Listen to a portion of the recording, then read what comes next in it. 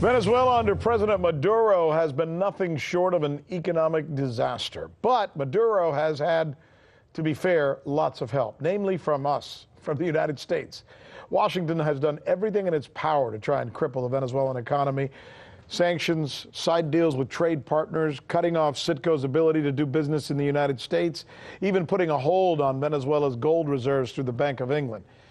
Listen, it's not to say that Maduro's leadership has in any way been successful, but, you know, we like to call it as we see it, and fair is fair. There's blame on both sides. Now, to this weekend's events, as reported by correspondent Nikki Aaron. While aid is usually the key to alleviating suffering, this weekend's events may be doing the exact opposite. The determination to get Washington's aid across the border in the face of President Maduro's refusal was, it turns out, the catalyst to push the delicate situation in Venezuela into bloody clashes. Tons of U.S. aid had piled up at the Venezuela border in what Maduro had called a U.S. orchestrated show designed to induce international condemnation from the dozens of nations siding with opposition leader Juan Guaido. Concerns that the aid deliveries could contain weapons were not completely unfounded, given previous U.S. endeavors. The Bolivian president and Maduro ally Evo Morales concurred, calling the cargo a Trojan horse to provoke war. So just how Guaido saw things unfolding when he issued an ultimatum is unclear.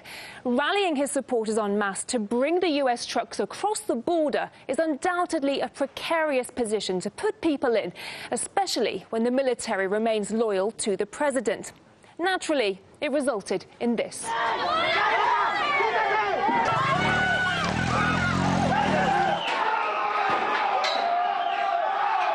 With the outlook for Maduro looking increasingly bleak, attention has now turned to those who continue to support him.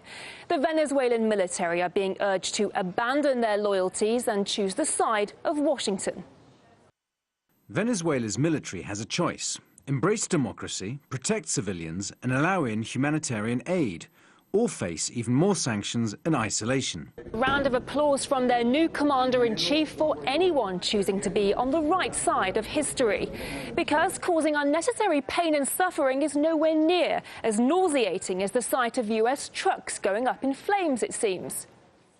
We denounce Maduro's refusal to let humanitarian assistance reach Venezuela. What kind of a sick tyrant stops food from getting to hungry people? The images of burning trucks filled with aid are sickening. The misgivings and finger-pointing over who might be to blame for the burning trucks was quickly picked up on by Venezuela's foreign minister, who issued a stark reminder of his U.S. counterpart's past as head of the CIA. Secretary Pompeo, CIA specialist in false flag operations, believes he fools the world with a truck burned in Colombia by his own agents.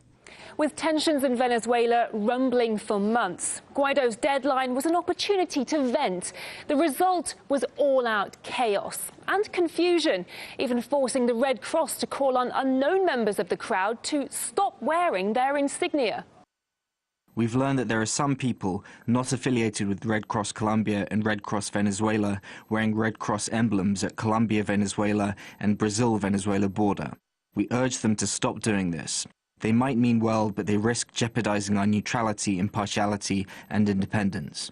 As the situation intensified on the border, President Maduro called on his supporters to amass on the streets of Caracas, where he vowed to defend Venezuela and to alleviate turmoil on the border, while cutting all political and diplomatic ties with its neighbor to halt the border chaos. Can't continue supporting aggression from Colombian territory, so I've decided to cut all political and diplomatic ties with the fascist Colombian government, and its ambassadors must leave in 24 hours.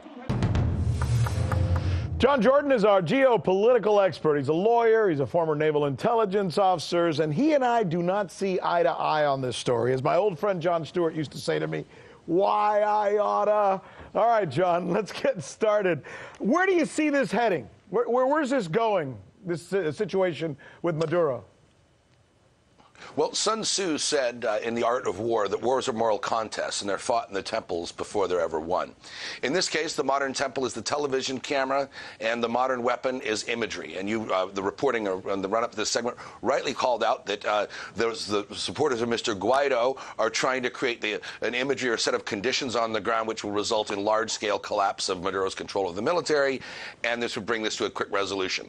They were only partially successful. They didn't get what they wanted there, but the imagery for Mr. Maduro was just awful. It's difficult. It's almost impossible to see how he survives this in the long run. It's just a question of when and how.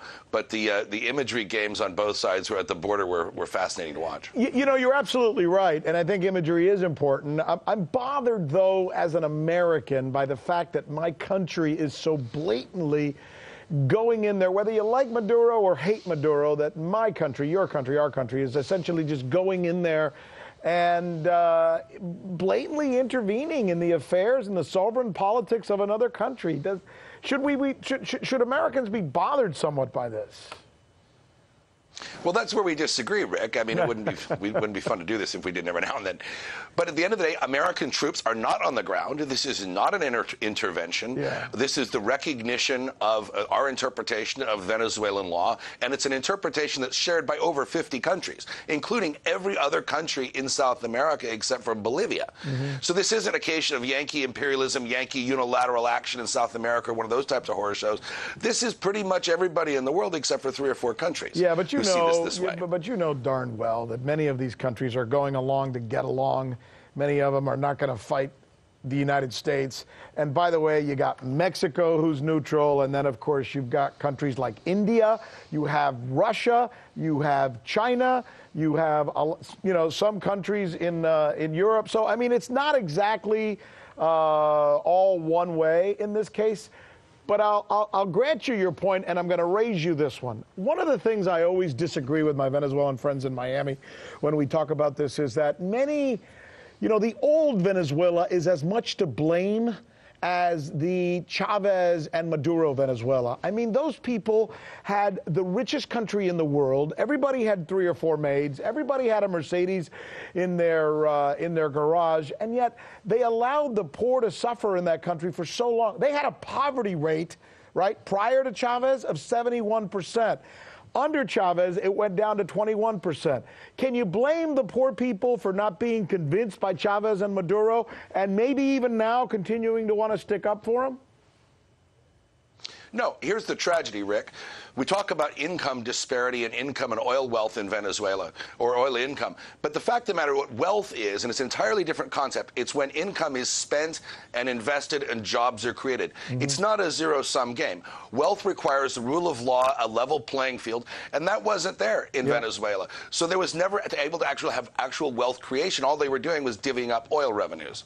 We're down to 30 seconds, but I just got to mention the fact that the last time we took on a guy with a bad mustache and a country with a lot of oil, it didn't go over so well. Are you a little worried about us doing the same thing here and making the same mistakes we made in Iraq? Well, we're not taking on Maduro. We are not going to be an occupying power. We all realize that that was a disaster in Iraq. We're not doing the same thing. This is multilateralism. The Venezuelan people are going to decide for themselves, and there won't be American M1 tanks in Caracas. If we agreed on everything, we wouldn't be doing good TV. There he is, John Jordan. Always a pleasure to have you on. Thank you, John. See you next time. See you tomorrow. I'm Rick Sanchez. You found us on YouTube, and that's awesome. But you know what? I'm also live every night at 7 and 8 p.m. Eastern on DirecTV and Dish and cable and satellite, the RT app, and Pluto TV. I'll see you there.